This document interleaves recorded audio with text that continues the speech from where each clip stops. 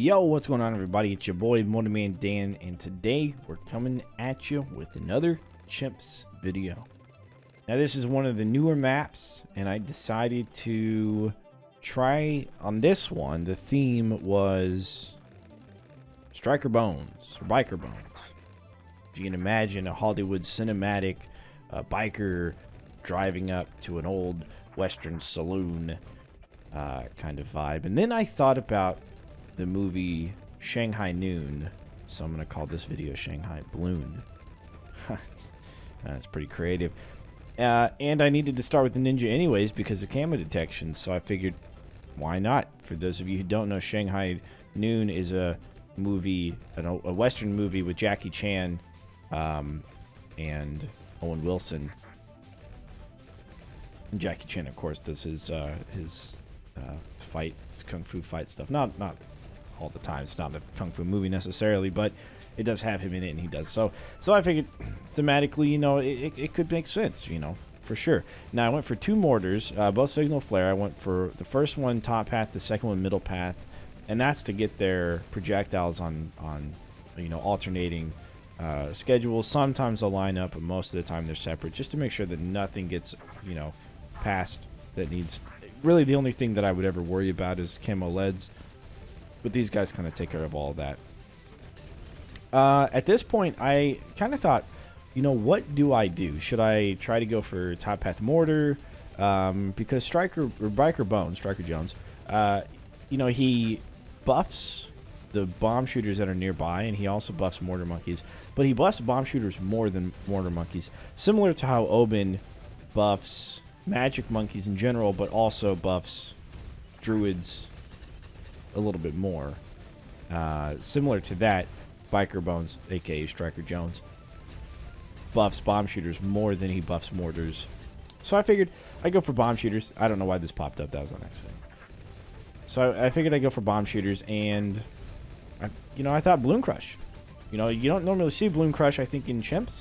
A lot of people kind of skip it generally in games as well, and I think it's pretty cool. I accidentally placed the village a little bit too far to the right. I should have, you know, placed it farther left. Probably could have got one or two more bomb shooters next to the village.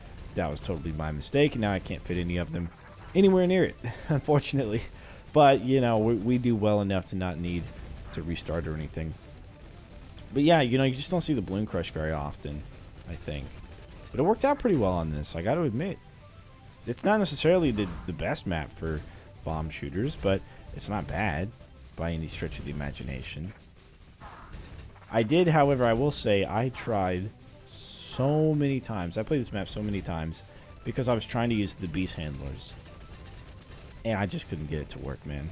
I put the sharks in the little pool, put the T-Rex at the bottom of the water tower because they're so small. They can actually fit in the corners of those buildings. The little T-Rex raptor dudes, but I just couldn't get it to work.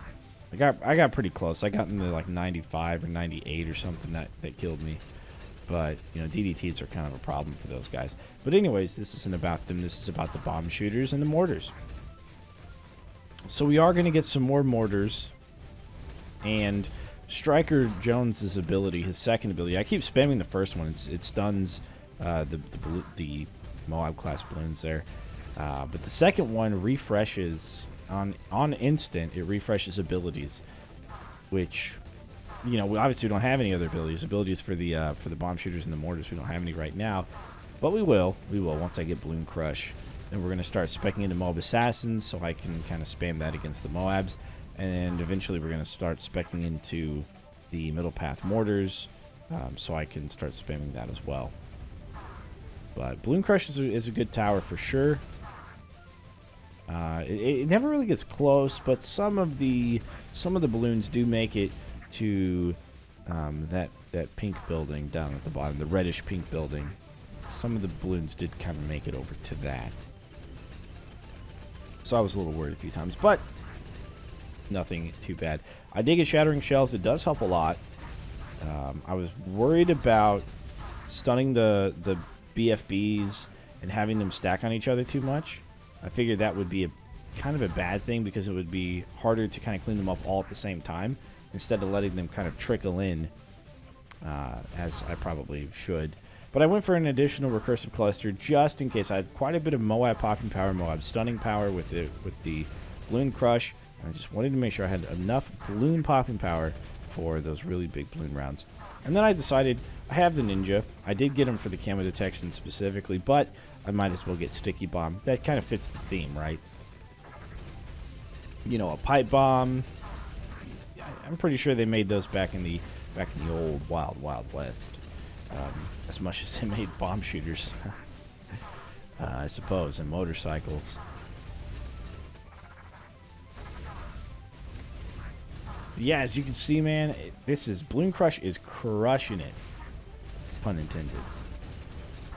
And we're hitting the artillery batteries here so we can just spam the crap out of them. On round 100, we're going to micro a lot of mortars. As you can see right there, that's like the closest they ever got.